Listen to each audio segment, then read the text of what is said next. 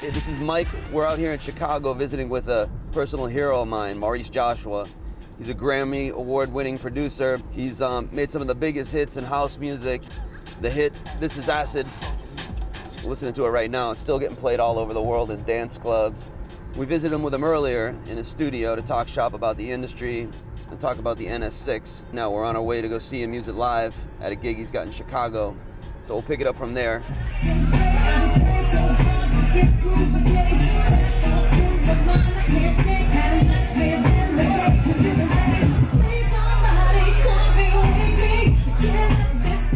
I started out in the band. So, you know, I started, you know, playing instruments, and then I saw my brother DJing. He's the one that really got me into it because he was hanging out with like Frankie Knuckles back then because he knew them, and he used to go to the power plant and warehouse all the time. But at the time I was too young.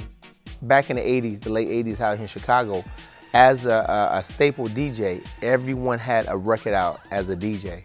So I did a record with Trax Records back in there with a partner of mine, Hot Hands Hula. We did a record called This Is Acid, Feel the Mood, and on the flip side of that was I Got a Big... We did a remix. The one I won a Grammy for was the Beyonce Crazy in Love featuring Jay-Z. That won the best remix category. Everybody from Diana Ross, Michael Jackson, to Mary J. Blige, you name it. Any R&B person I done, you know, in the past, I did it all.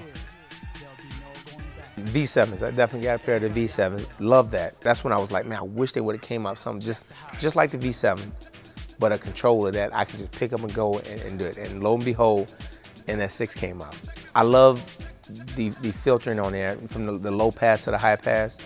I love that it's 4 decks, so I can be running a beat track, 2 acapellas at the same time, and then the other track I can sample some other stuff in there, which is great to me. It feels very solid. It's the most heaviest controller to me I know that's out there, and it's a solid piece. I don't leave home without it. It's like my American Express. As a matter of fact, I'm gonna do the next record on the NS6 like that, and I'm gonna tape it from beginning to end to show you exactly how I did it and save everything, and then y'all gonna see how it came out.